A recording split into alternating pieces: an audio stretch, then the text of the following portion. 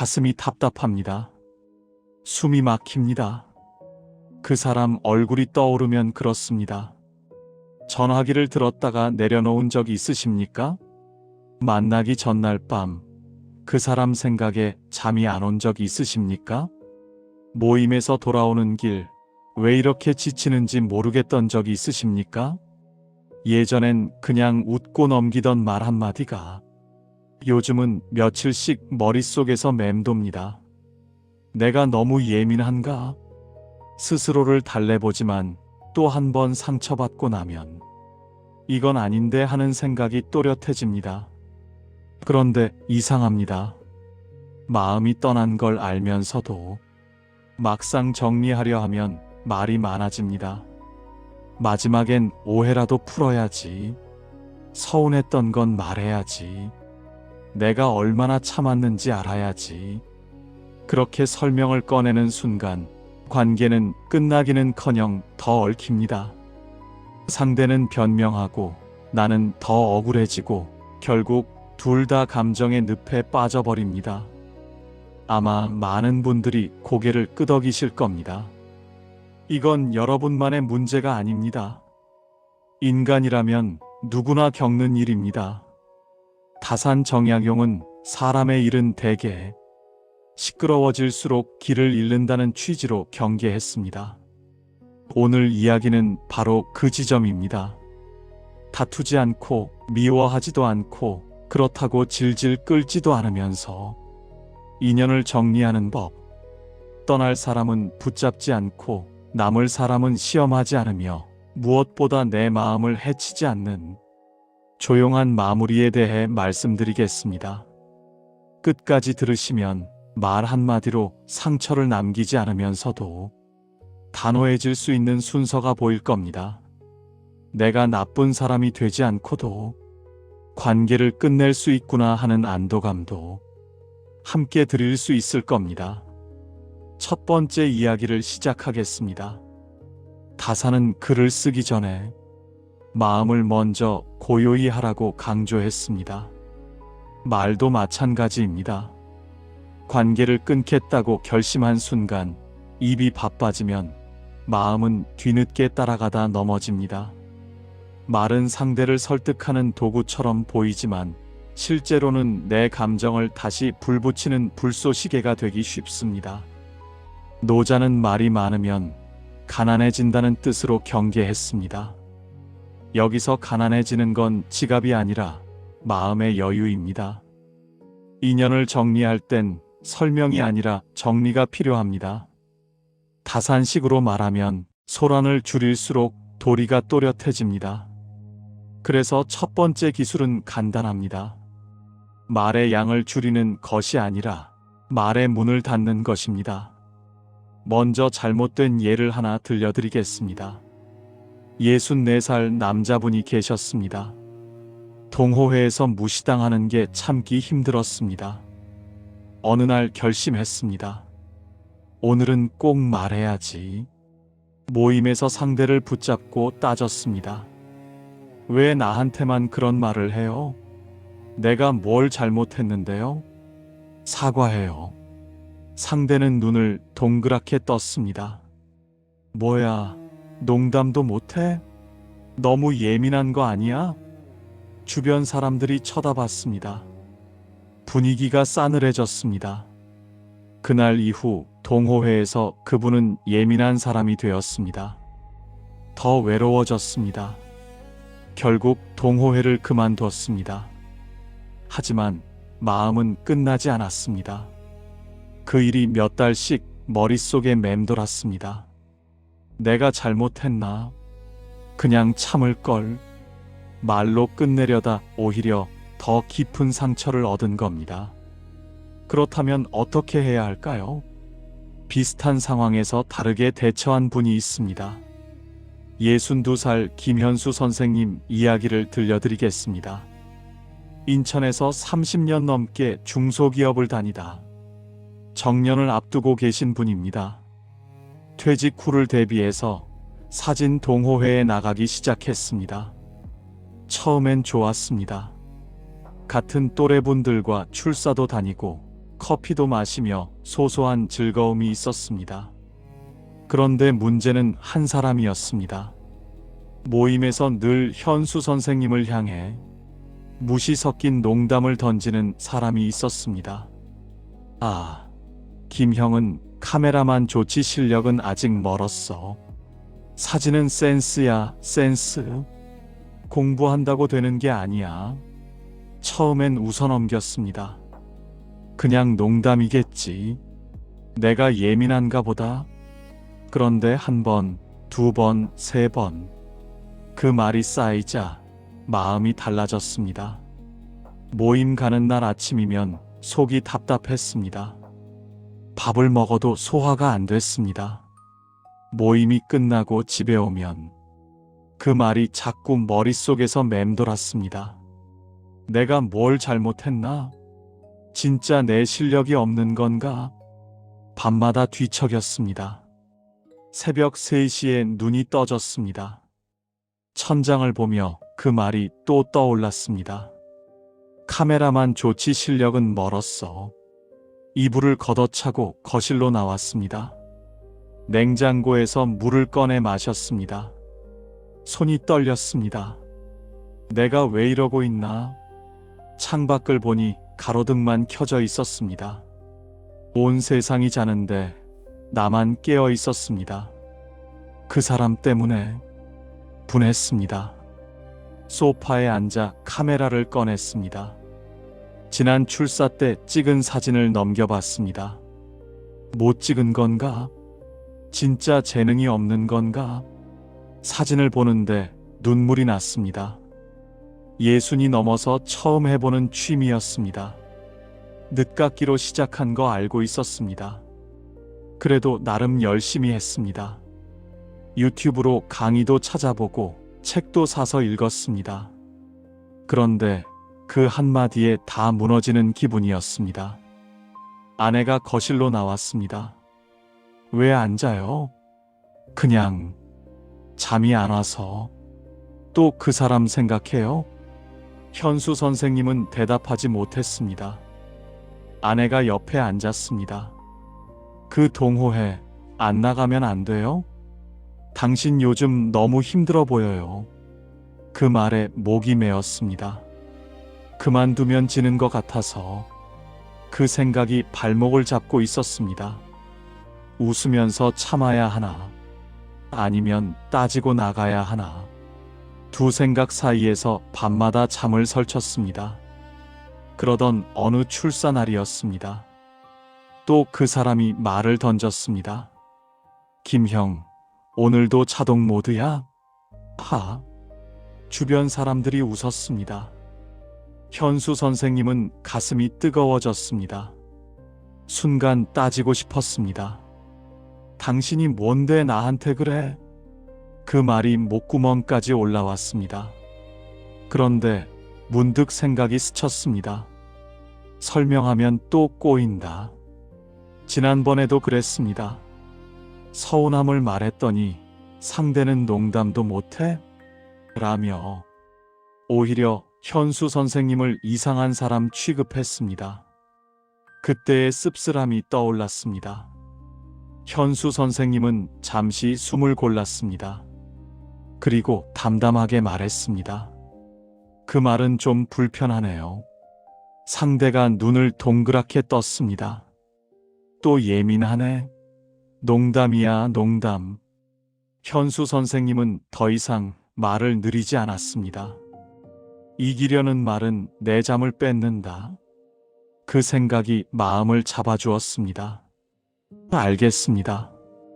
다음 모임은 쉬겠습니다. 그 한마디만 남기고 자리를 떠났습니다. 집에 오는 길 마음이 이상하게 가벼웠습니다. 내가 조용해지면 끝은 온다. 그 생각이 확신으로 바뀌는 순간이었습니다. 그날 저녁 현수 선생님은 동호회 단톡방 알림을 껐습니다. 다음 모임에도 나가지 않았습니다. 일주일이 지나자 마음이 달라졌습니다. 그 사람 생각이 점점 줄어들었습니다. 한 달이 지나자 출사 사진을 혼자 찍으러 다녔습니다. 오히려 더 자유로웠습니다. 아내가 말했습니다. 요즘 표정이 좋아졌네요. 현수 선생님은 웃으며 대답했습니다. 말로 끝내려다 포기했더니 끝나더라고. 말로 끝내려 하면 상처가 남습니다. 행동으로 멈추면 마음이 살아남습니다. 혹시 지금 당신에게도 말로 해결하려다 더 지친 관계가 있으십니까? 그렇다면 기억하십시오. 말의 문을 닫는 것, 그것이 첫 번째 기술입니다. 두 번째 이야기로 넘어가겠습니다. 다사는 사람을 바로잡기보다 내 마음의 기준을 바로 세우는 일을 더 앞에 두었습니다. 관계가 힘든 이유는 상대가 나쁘기만 해서가 아닙니다. 내가 기대한 방식으로 움직여주길 바라는 마음, 그 마음이 남아있기 때문입니다. 기대는 희망처럼 보이지만 관계의 끝자락에서는 집착으로 변합니다. 스토아 철학자 에픽테토스는 내 것이 아닌 것에 마음을 걸지 말라고 했습니다. 상대의 태도, 상대의 인정, 상대의 사과, 이것들은 내 소유가 아닙니다. 그러니 정리의 두 번째 기술은 상대가 알아주길 바라는 마음부터 내려놓는 것입니다. 다산식 문장으로 말하면 마음의 저울을 남에게 맡기지 말고 내 손으로 돌려지는 일입니다. 64살 박정미 선생님 이야기입니다. 대전에서 평생 학교 급식실에서 일하시다 5년 전에 퇴직하신 분입니다. 퇴직 후에 오랜 친구와 더 자주 만나게 되었습니다. 30년 넘게 알고 지낸 사이였습니다. 처음엔 좋았습니다. 서로 늙어가는 이야기도 하고 손주 자랑도 하며 웃었습니다. 그런데 언제부턴가 이상해졌습니다.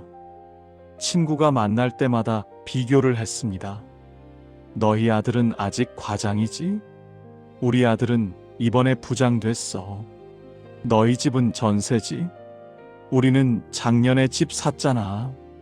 처음엔 그냥 들었습니다. 자랑하고 싶은 거겠지. 그런데 매번 반복되자 마음이 무거워졌습니다. 만나고 돌아오면 기분이 가라앉았습니다. 버스를 타고 집으로 오는 길이었습니다. 창밖을 보는데 눈물이 났습니다. 얼른 닦았습니다. 옆 사람이 볼까봐. 우리 아들은 부장 됐어. 그 말이 귓가에 맴돌았습니다. 우리 아들은 아직 과장이었습니다. 열심히 살고 있었습니다. 야근도 많이 하고 주말에도 출근할 때가 있었습니다. 그런데 왜 부끄러워해야 하는지 모르겠습니다. 너희 집은 전세지? 그것도 떠올랐습니다. 전세가 뭐 어때서? 평생 남 돈 안 빌리고 살았습니다. 급식실에서 새벽부터 일어나 일했습니다. 손이 트고 허리가 아파도 버텼습니다. 그렇게 번 돈으로 아이들 키웠습니다. 그런데 왜 주눅이 들어야 하는지 집에 도착했습니다. 현관문을 열고 들어가는데 남편이 물었습니다. 친구 만나고 왔어? 좋았어? 응, 좋았어. 거짓말이 나왔습니다. 방에 들어가 문을 닫았습니다. 침대에 누워 천장을 봤습니다. 30년을 알고 지냈는데 언제부터 이렇게 됐을까? 예전엔 안 그랬습니다. 서로 힘들 때 위로도 해주고 아이들 키우면서 고민도 나눴습니다. 그때는 비교 같은 거 없었습니다. 그냥 서로 힘들다고 잘하고 있다고 그렇게 말해주는 사이였습니다. 사람이 변한 건가? 내가 변한 건가? 답을 모르겠습니다. 왜 나는 저렇게 못했을까? 내 인생이 부끄러운 건가? 그런 생각이 며칠씩 머릿속에 맴돌았습니다. 어느 날 정미 선생님은 결심했습니다. 이번엔 꼭 서운함을 말해야지. 다음 만남에서 조심스럽게 꺼냈습니다. 요즘은 비교 얘기 말고 우리 얘기하고 싶어. 친구가 눈을 동그랗게 떴습니다. 뭔 소리야? 다 너 잘 되라고 그러는 거야. 정미 선생님은 가슴이 답답해졌습니다. 또 이해 못하는구나. 예전에도 그랬습니다. 서운함을 말하면 친구는 항상 이렇게 받아쳤습니다. 내가 예민한 거야. 나는 그런 뜻으로 한 말 아니야. 그럴 때마다 정미 선생님은 더 작아지는 기분이었습니다. 집에 돌아와 거울을 보았습니다. 얼굴이 많이 지쳐 보였습니다. 이해받고 싶어서 붙잡았구나. 그 생각이 떠올랐습니다. 사과를 기대하는 순간 내가 더 매달린다. 마음이 또렷해지기 시작했습니다. 다음 만남에서 정미 선생님은 다르게 말했습니다. 고마워. 난 내 속도를 지킬게. 당분간 연락 뜸해질 거야. 친구가 어리둥절한 표정을 지었습니다. 갑자기 왜 그래? 정미 선생님은 더 설명하지 않았습니다. 기대를 거두면 미움도 줄어든다.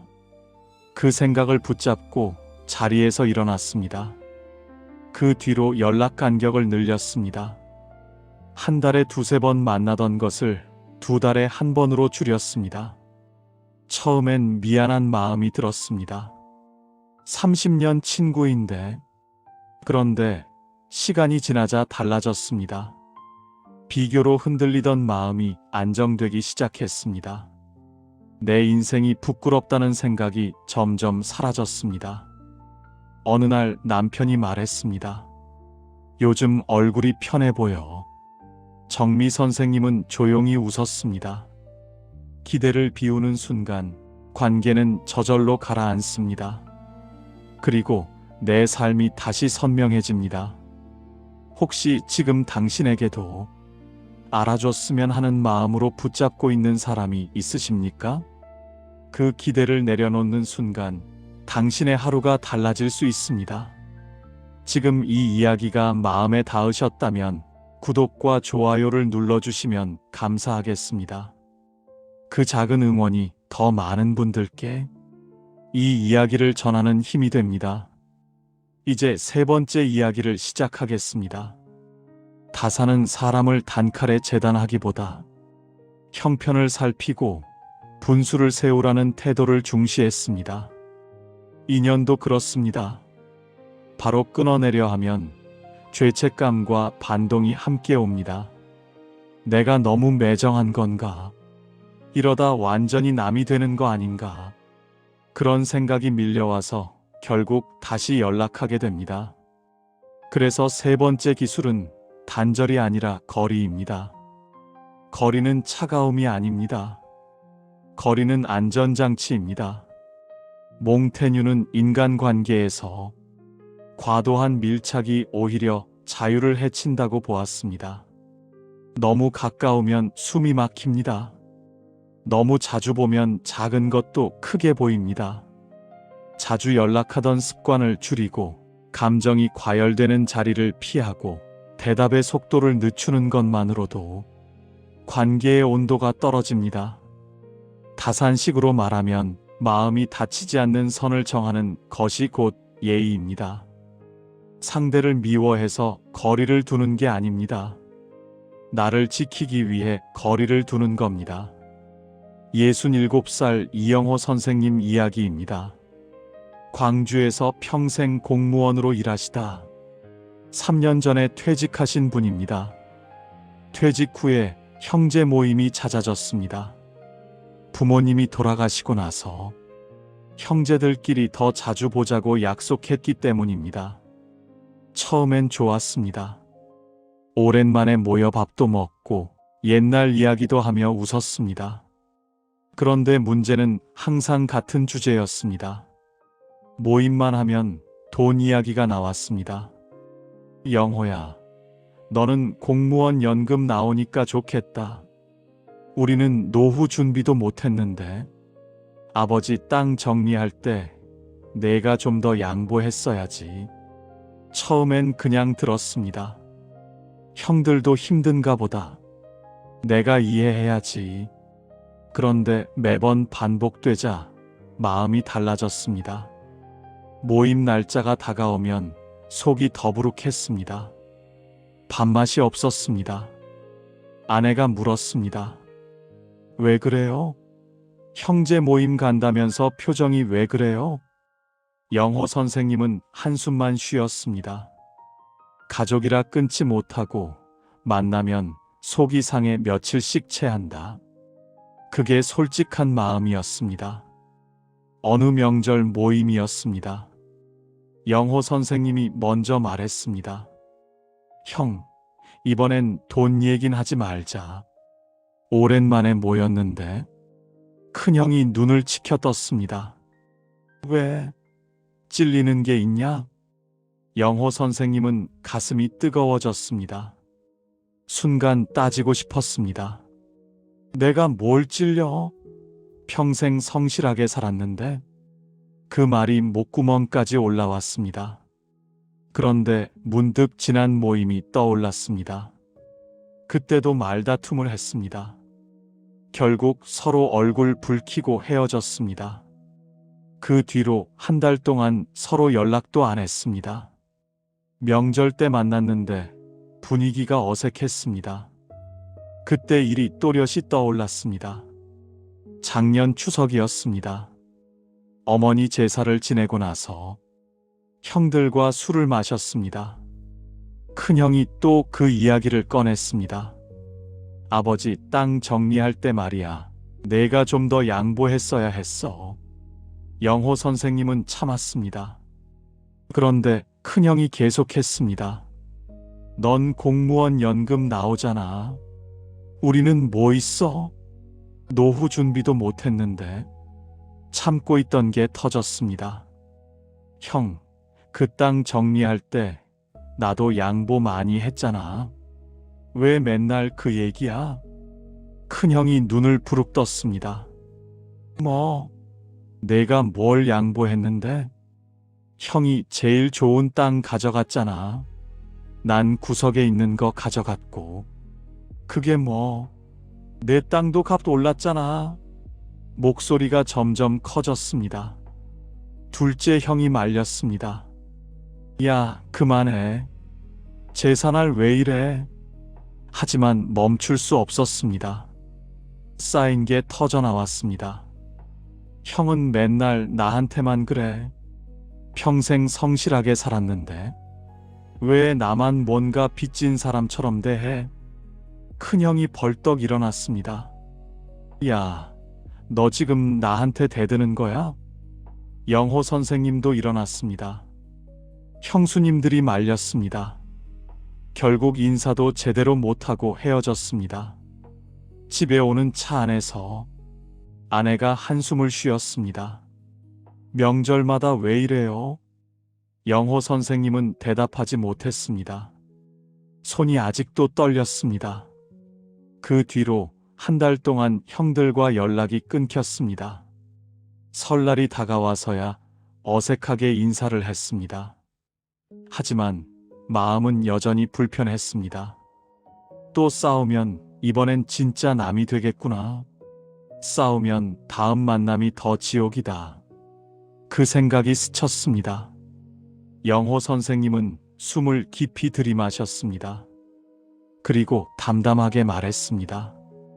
형, 난 그 얘기 나오면 자리를 먼저 뜰게. 큰형이 어이없다는 표정을 지었습니다. 뭐, 가족끼리 그럴 수 있냐?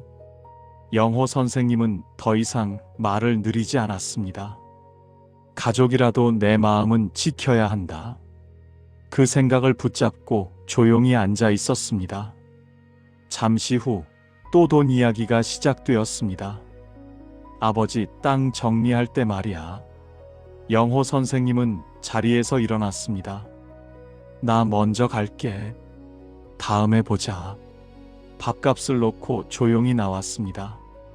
집에 오는 길 마음이 이상하게 가벼웠습니다. 예전 같았으면 싸우고 나서 며칠을 끙끙댔을 겁니다. 하지만 이번엔 달랐습니다. 거리만으로도 내 숨이 돌아온다. 그 생각이 확신으로 바뀌었습니다. 그 뒤로 영호 선생님은 모임 참여를 줄였습니다.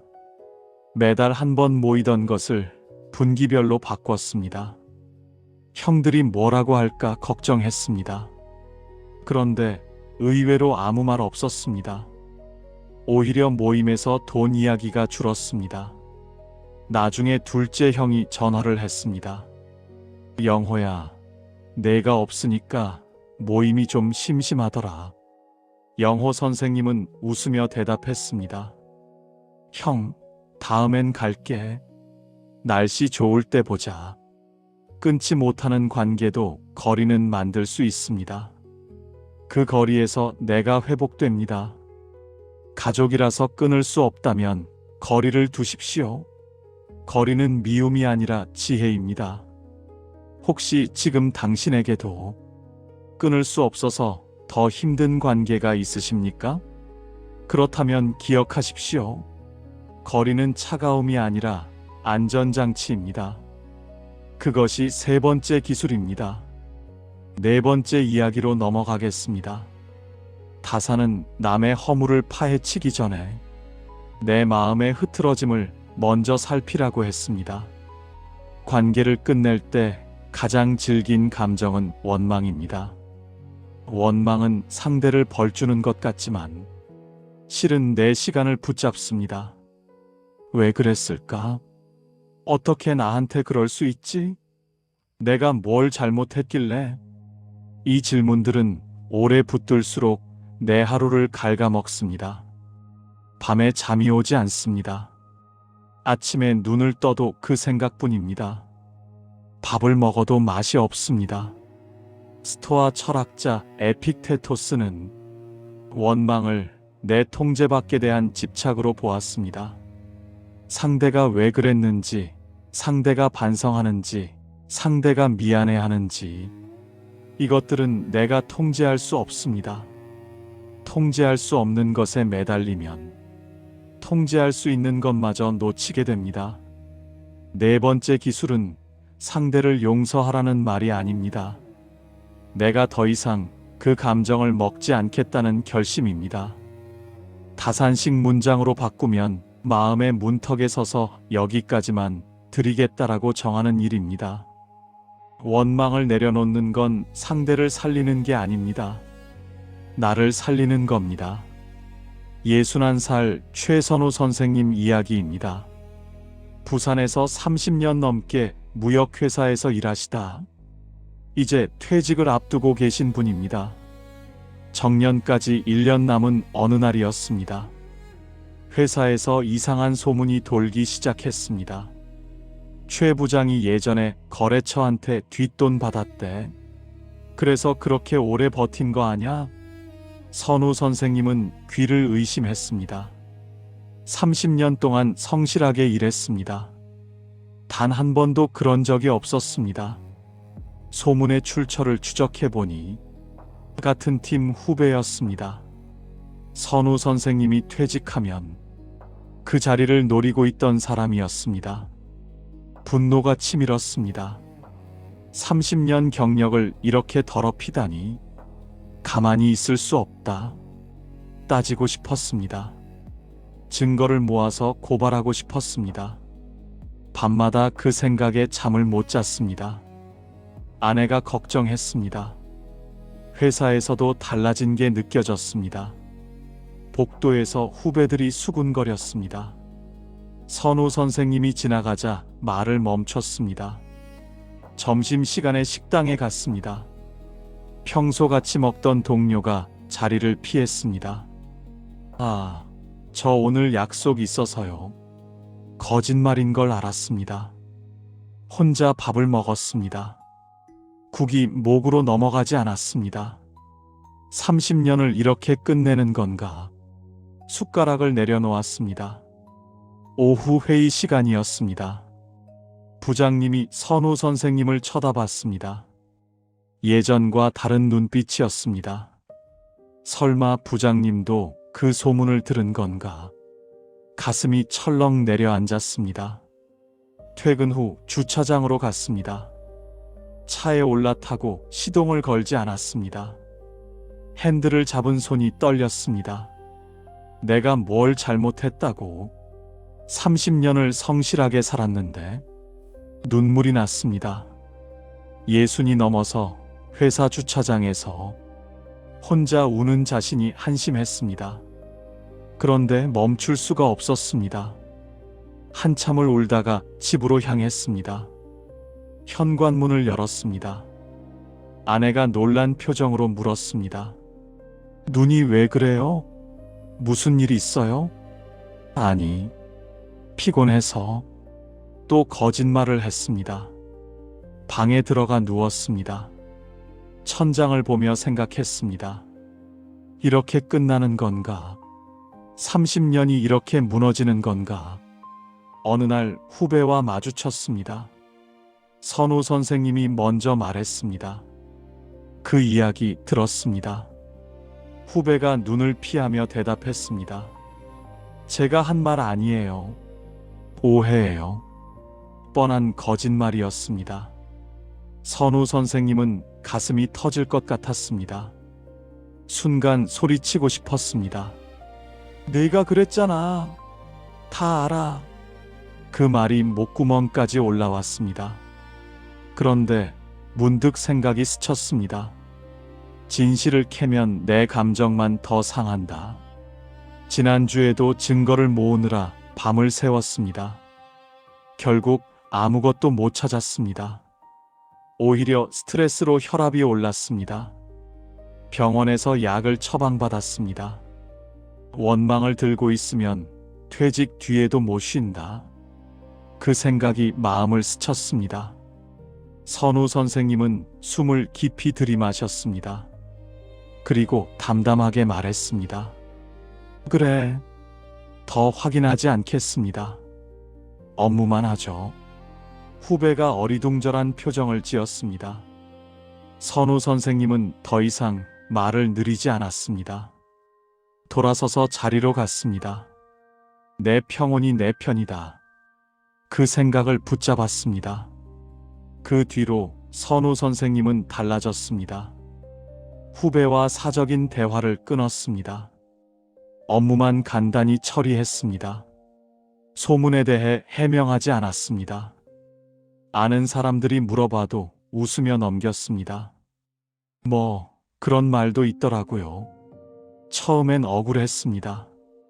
분노가 치밀어 올랐습니다. 그런데 일주일이 지나자 달라졌습니다. 분노의 파도가 조금씩 잦아들었습니다. 한 달이 지나자 그 사람 생각이 줄어들었습니다.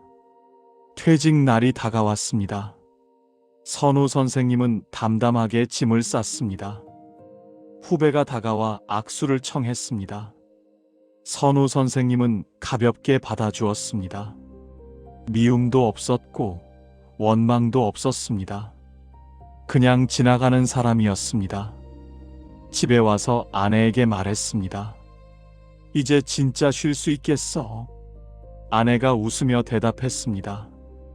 표정이 많이 편해졌네요. 원망을 내려놓는 건 상대를 살리는 게 아닙니다. 내 일상을 되찾는 일입니다. 혹시 지금 당신에게도 놓지 못한 원망이 있으십니까? 그 원망이 당신의 잠을 빼앗고 있지는 않습니까? 그렇다면 기억하십시오. 원망을 내려놓는 건 지는 게 아닙니다. 나를 살리는 겁니다. 그것이 네 번째 기술입니다. 원망을 내려놓는 순간 마음이 가벼워집니다. 지금 이 이야기가 마음에 닿으셨다면 구독과 좋아요를 눌러주시면 감사하겠습니다. 그 작은 응원이 더 많은 분들께 이 이야기를 전하는 힘이 됩니다. 혹시 이 이야기가 필요한 분이 떠오르신다면 그분께 전해주셔도 좋겠습니다. 이제 5번째 이야기를 시작하겠습니다. 다사는 얘를 중히 여겼지만 얘가 감정의 족쇄가 되는 것은 경계했습니다. 좋게 끝내자는 말이 있습니다. 좋은 뜻 같지만 위험한 말입니다. 좋게 끝내려고 말이 길어지는 순간 우리는 상대에게 마지막 평가를 받고 싶어집니다. 내가 나쁜 사람이 아니라는 걸 알아줬으면, 내가 얼마나 참았는지 알아줬으면, 마지막엔 좋은 기억으로 남았으면. 그래서 설명이 길어지고 변명이 늘어나고 감정이 다시 올라옵니다.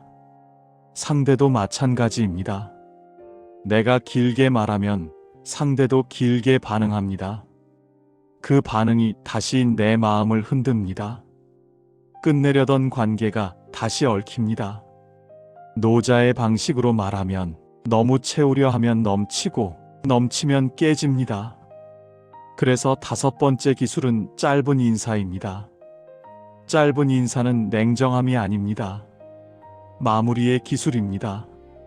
다산식 문장으로 바꾸면 끝을 아름답게 만들려 애쓰기보다 내 마음을 다치지 않게 마감하는 것이 더 큰 아름다움입니다.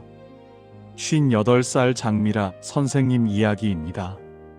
수원에서 평생 학원을 운영하시다 3년 전에 정리하신 분입니다. 학원을 그만두고 나서 시간이 많아졌습니다.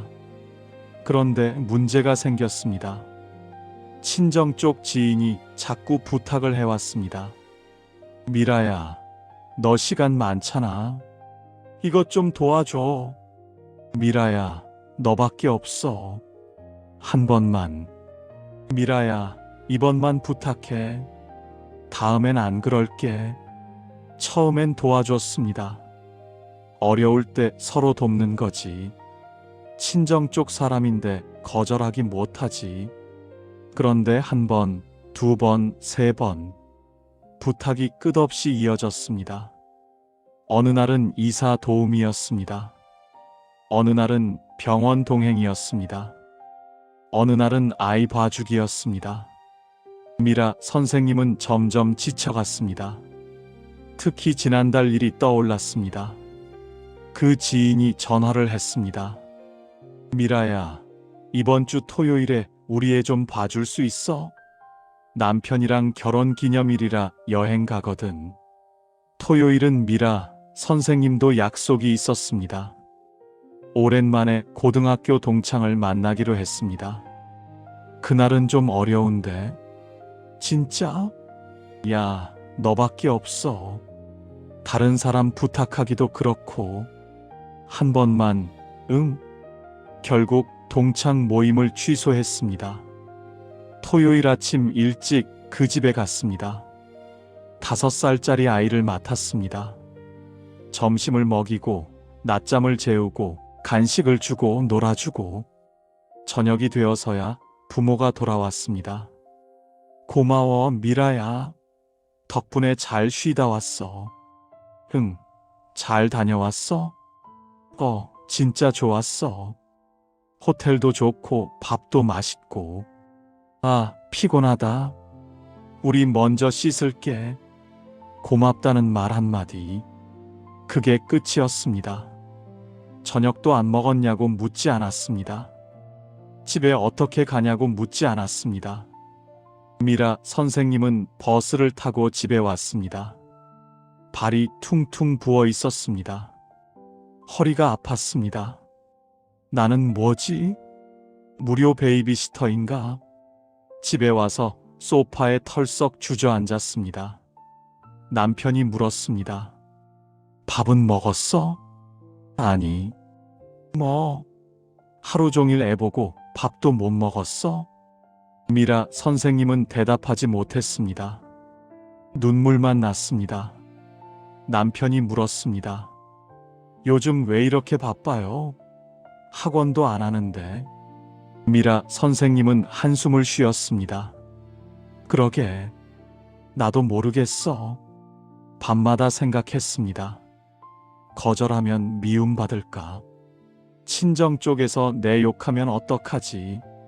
그냥 해주는 게 편한 건가? 그런데 몸이 먼저 신호를 보냈습니다. 어깨가 굳었습니다. 두통이 잦아졌습니다. 병원에 갔더니 스트레스성이라고 했습니다. 의사가 말했습니다. 마음에 부담이 있으신 것 같아요. 좀 쉬셔야 해요. 집에 돌아와 거울을 보았습니다. 얼굴이 많이 지쳐 보였습니다. 내가 왜 이러고 있지? 그 생각이 떠올랐습니다. 며칠 후 또 전화가 왔습니다. 미라야, 이번 주 토요일에 시간 돼? 미라 선생님은 숨을 깊이 들이마셨습니다. 그리고 담담하게 말했습니다. 이번엔 어렵습니다. 상대가 당황한 목소리로 말했습니다. 왜? 한 번만 더. 너밖에 없어. 예전 같았으면 흔들렸을 겁니다. 너밖에 없다는 말에 마음이 약해졌을 겁니다. 그런데 이번엔 달랐습니다. 길게 설명하면 흔들린다. 그 생각이 마음을 잡아주었습니다. 미라 선생님은 짧게 대답했습니다. 그래도 어렵습니다. 좋은 하루 보내세요. 그리고 전화를 끊었습니다. 손이 떨렸습니다. 심장이 빠르게 뛰었습니다. 내가 너무 매정했나? 그런 생각이 스쳤습니다. 그런데 1시간이 지나자 달라졌습니다. 마음이 이상하게 가벼웠습니다. 짧게 끝내면 죄책감도 짧다. 그 생각이 확신으로 바뀌었습니다. 그 뒤로 미라 선생님은 같은 방식을 썼습니다. 부탁이 오면 어렵습니다. 한 문장만 반복했습니다. 왜 어려운지 설명하지 않았습니다. 언제 되는지 대안을 주지 않았습니다. 그냥 어렵습니다만 했습니다. 처음엔 상대가 계속 물었습니다. 왜? 무슨 일 있어? 진짜 안 돼? 다른 날은? 미라 선생님은 같은 대답만 했습니다. 어렵습니다. 일주일이 지났습니다. 부탁 전화가 줄었습니다. 한 달이 지났습니다. 전화가 거의 오지 않았습니다. 어느 날 남편이 말했습니다. 요즘 표정이 좋아졌네요. 어깨도 안 아프고. 미라 선생님은 웃으며 대답했습니다. 어렵습니다. 3글자가 나를 살렸어. 마지막 말이 길수록 마음은 묶입니다. 짧을수록 삶은 앞으로 갑니다. 예의는 지키되 마음은 지키십시오. 혹시 지금 당신에게도 거절하지 못해서 지치는 관계가 있으십니까? 그렇다면 기억하십시오. 어렵습니다. 그 한마디면 됩니다. 그것이 5번째 기술입니다. 6번째 이야기로 넘어가겠습니다. 다사는 세상이래서 들어오는 것을 관리하라고 했습니다. 무엇을 듣고 무엇을 받아들이고 무엇을 마음에 담을지 이것을 내가 정해야 합니다. 관계 정리의 순간에는 특히 그렇습니다. 상대가 던지는 말이 내 안으로 들어오면 정리는 멈추고 논쟁이 시작됩니다. 내가 뭔데 나한테 그래? 아니, 그건 오해야. 내가 언제 그랬어? 이렇게 반박하는 순간 상대의 말은 내 안에서 힘을 얻습니다. 내가 반응했기 때문입니다. 반응은 연결입니다. 연결은 지속입니다. 6번째 기술은 대응하지 않기입니다. 반박하지 않고 해명하지 않고 증명하지 않는 것. 에픽테토스식으로 말하면 내 감정을 건드리는 자극은 외부에 있지만 반응은 내 선택입니다. 다산식으로 바꾸면 마음을 지키는 사람은 말로 싸우지 않고 경계를 세웁니다. 받지 않으면 상대의 말은 허공에서 힘을 잃습니다. 66살 오정훈 선생님 이야기입니다. 창원에서 평생 자동차 부품 공장에서 일하시다 5년 전에 퇴직하신 분입니다. 퇴직 후에 교회 활동을 열심히 했습니다. 새벽 기도도 나가고 봉사 활동도 참여하고 성경 공부 모임에도 빠지지 않았습니다. 처음엔 좋았습니다. 비슷한 또래분들과 교류하며 마음의 평안을 얻었습니다. 그런데 문제가 생겼습니다. 모임에 소문을 즐기는 사람이 있었습니다. 이 사람, 저 사람 이야기를 옮기고 없는 말을 만들어내고 뒤에서 사람을 평가했습니다. 어느 날 정훈 선생님 귀에 이상한 소문이 들어왔습니다. 오 집사님이 헌금을 적게 낸대. 그날은 성경 공부 모임이 끝난 후였습니다. 정훈 선생님이 화장실을 다녀오는데 복도에서 목소리가 들렸습니다. 그 오 집사님 있잖아요. 왜요? 헌금을 적게 낸대요. 발걸음을 멈췄습니다. 진짜요? 왜요? 그 집 사정이 좀 안 좋은가 봐요. 에이, 설마요. 아들이 사업 잘 된다고 하던데. 아니에요. 그 사업 망했대요. 어머, 진짜요? 심장이 멈추는 것 같았습니다. 아들 사업은 잘 되고 있었습니다. 지난달에도 아들이 전화했습니다. 아버지, 이번 분기 실적 좋았어요. 부모님 모시고 여행 가고 싶은데 시간 되세요? 그렇게 말했습니다. 헌금도 형편껏 성실히 내고 있었습니다. 매달 똑같은 금액을 한 번도 빠진 적이 없었습니다. 어디서 이런 소문이? 머리가 어지러웠습니다. 복도 벽에 손을 짚었습니다. 그 사람들은 정훈 선생님을 보지 못했습니다. 계속 이야기를 이어갔습니다. 그래서 요즘 좀 기가 죽어 보이더라고요. 아이고, 불쌍해라. 불쌍하다.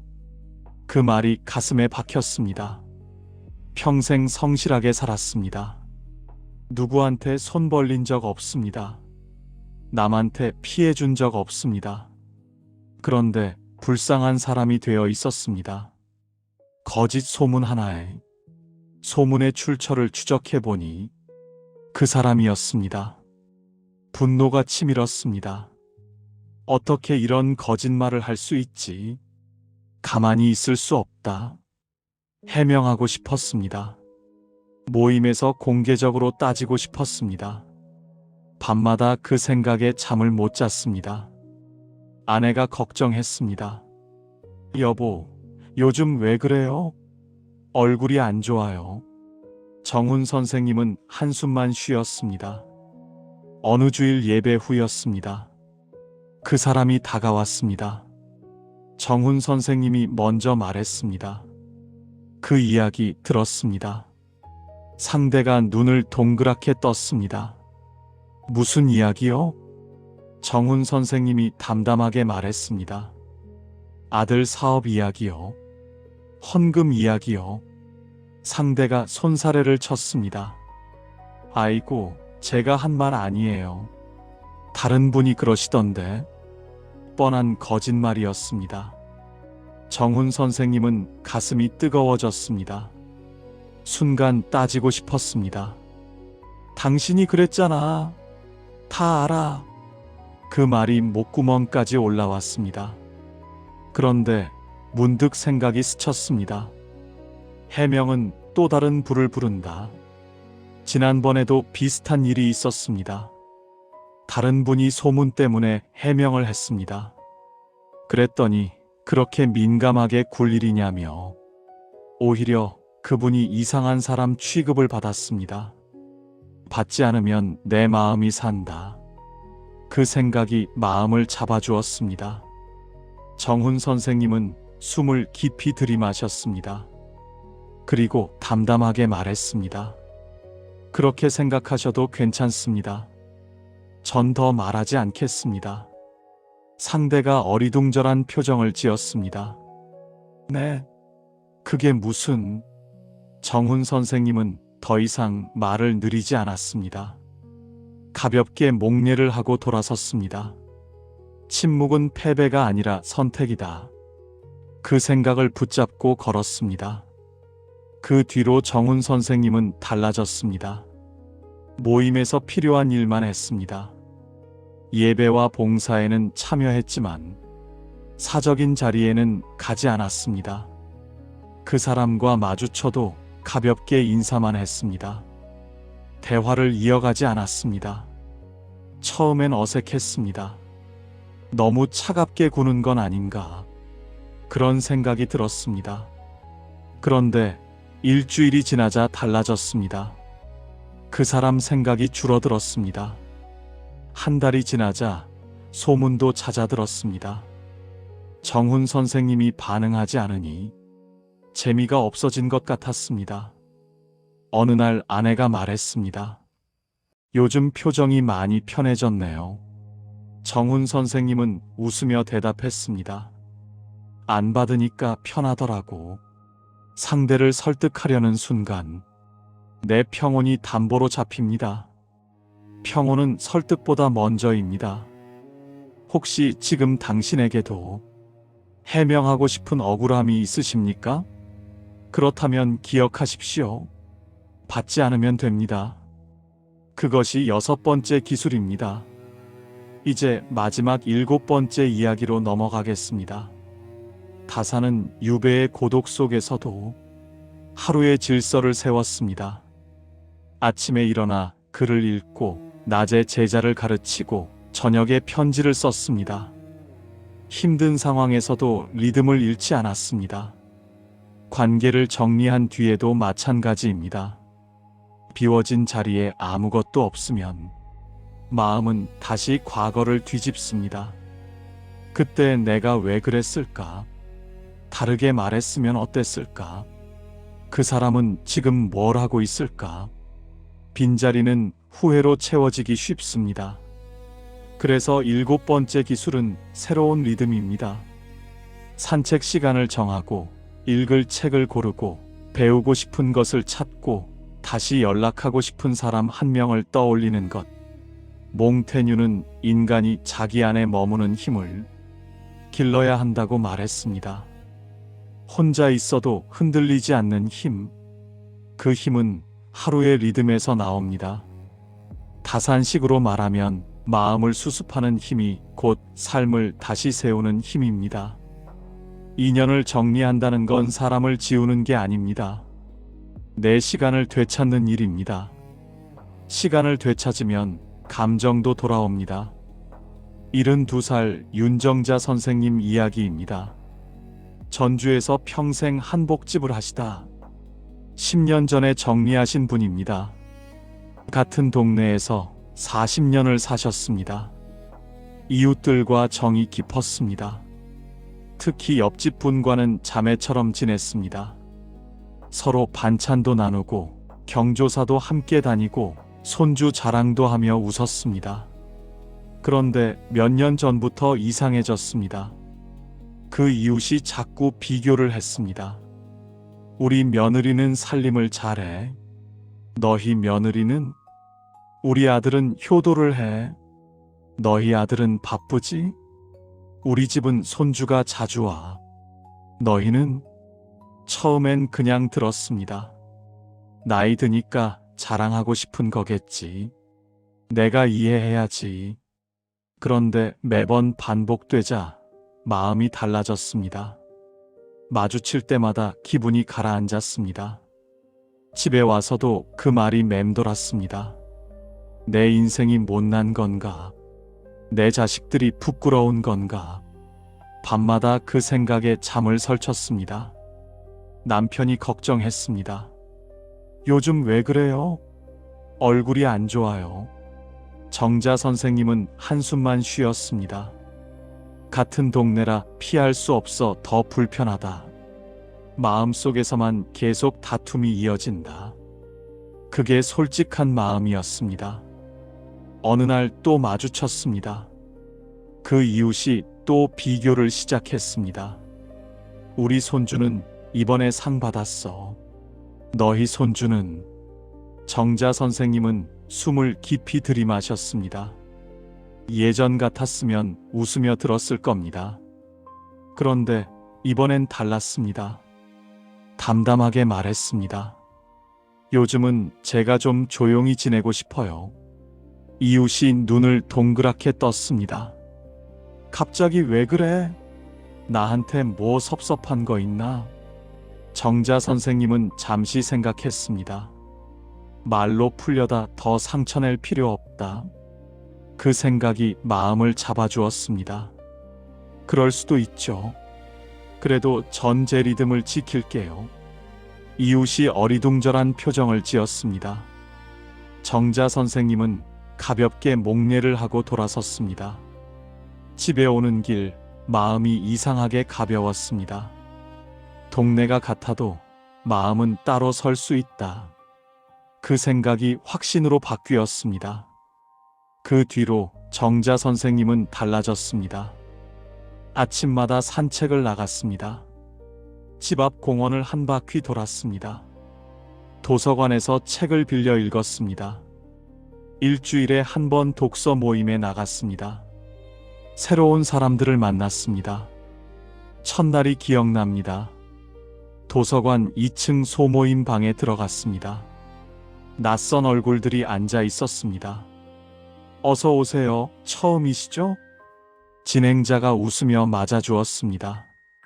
네, 처음이에요. 윤정자입니다. 반가워요. 편하게 앉으세요. 자리에 앉았습니다. 손이 떨렸습니다. 내가 여기서 뭘 하는 거지? 책 이야기를 할 수 있을까? 그때 옆에 앉은 분이 말을 걸었습니다. 저도 한 달 전에 처음 왔어요. 처음엔 긴장되는데 금방 익숙해지세요. 아, 그래요? 네. 여기 분들 다 좋으세요. 비교하고 그런 거 없어요.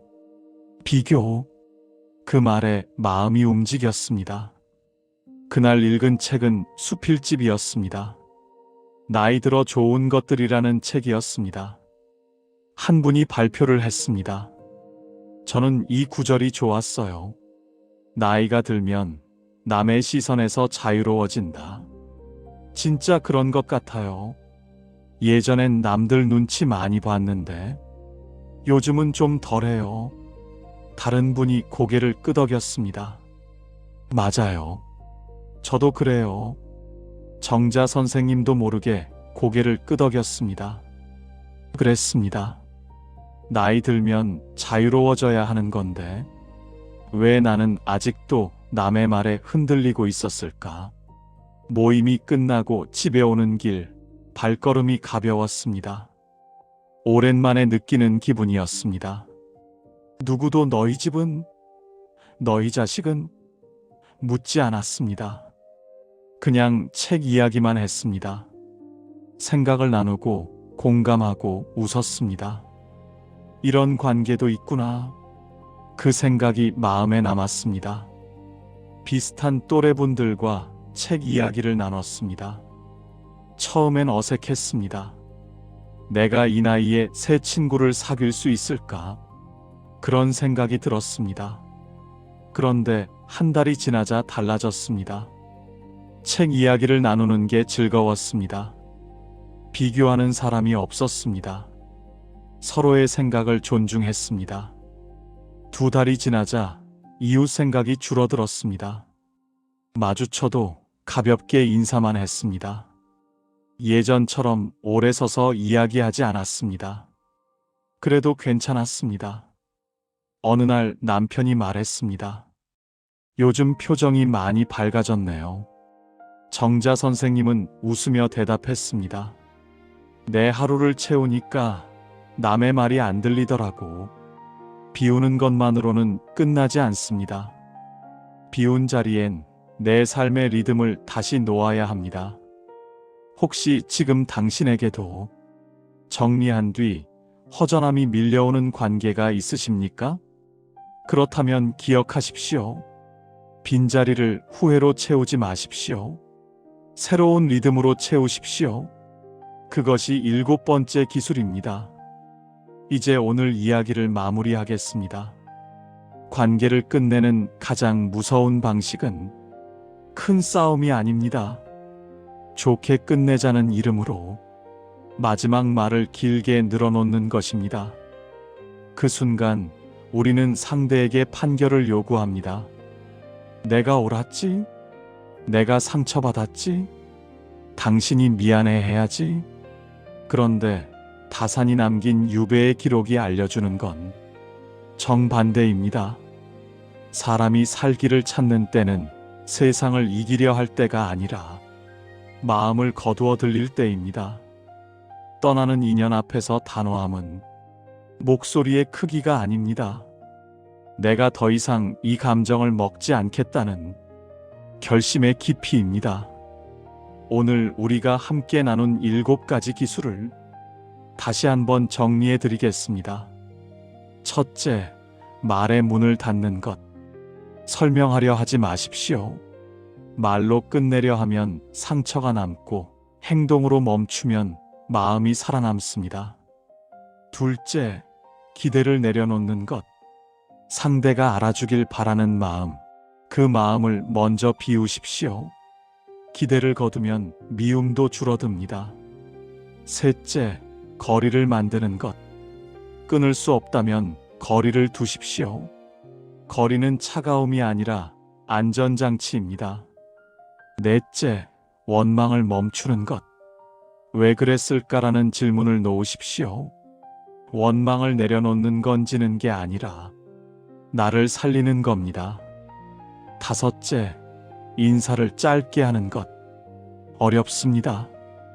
그 한마디면 됩니다. 마지막 말이 길수록 마음은 묶입니다. 여섯째, 상대의 말을 받지 않는 것. 반박하지 마십시오. 해명하지 마십시오. 받지 않으면 상대의 말은 힘을 잃습니다. 일곱째, 새로운 리듬을 만드는 것. 비운 자리를 후회로 채우지 마십시오. 산책, 책, 새로운 만남으로 채우십시오. 이 7가지가 쌓이면 어느 날 놀라운 순간이 옵니다. 그 사람이 떠올라도 심장이 먼저 뛰지 않는 순간, 전화가 와도 손이 떨리지 않는 순간, 왜 그랬을까 대신 그럴 수도 있었지가 먼저 나오는 순간, 그때 깨닫습니다. 인연을 끄는 게 아니라 내 마음을 되찾았구나. 다산식으로 말하면 남을 내보낸 게 아니라 내 안의 소란을 내보낸 것입니다. 그리고 이 고요함이 앞으로 남을 인연을 더 따뜻하게 지키는 힘이 됩니다. 떠날 사람은 떠납니다. 붙잡으면 더 오래 아프고 다투면 더 오래 남습니다. 오늘 우리가 배운 건 냉정해지는 법이 아닙니다. 내 마음을 다치지 않게 하는 법입니다. 다산이 유배지에서 버틴 힘도 결국 여기에 있었습니다. 세상이 내 뜻대로 되지 않아도 마음의 질서는 내가 세운다는 것. 관계도 같습니다. 상대가 이해하지 않아도 괜찮습니다. 상대가 미안해하지 않아도 괜찮습니다. 상대가 나를 오해한 채로 남아도 괜찮습니다. 내 평온은 누군가의 승인으로 얻는 상이 아닙니다. 내가 지키기로 한 약속입니다. 그러니 오늘부터는 이렇게 해보십시오. 한 문장만 남기고 한 걸음 물러나고 하루의 리듬을 다시 놓기. 조용히 문을 닫는 사람은 차가운 사람이 아닙니다. 상처를 더 만들지 않겠다고 결심한 사람입니다. 그리고 그런 사람만이 새로운 문을 열 힘도 가집니다. 지금 당신이 정리하려는 인연이 있다면 그건 실패가 아닙니다. 삶의 방향을 바로잡는 신호일 수 있습니다. 다산식으로 말하자면 마음이 흐트러지는 곳에서 먼저 멈추는 사람이 결국 자기 길을 지키는 사람입니다. 오늘 이야기가 당신의 하루에 작은 위로가 되었다면 구독과 좋아요로 마음을 나눠주시면 감사하겠습니다. 그 따뜻한 응원이 다음 이야기를 만드는 힘이 됩니다. 그리고 정리하고 싶은 관계가 있다면 오늘 배운 7가지 중 가장 필요한 한 가지를 메모해 두셨다가 내일부터 바로 적용해 보시길 바랍니다. 당신의 마음이 평온하기를 진심으로 바랍니다.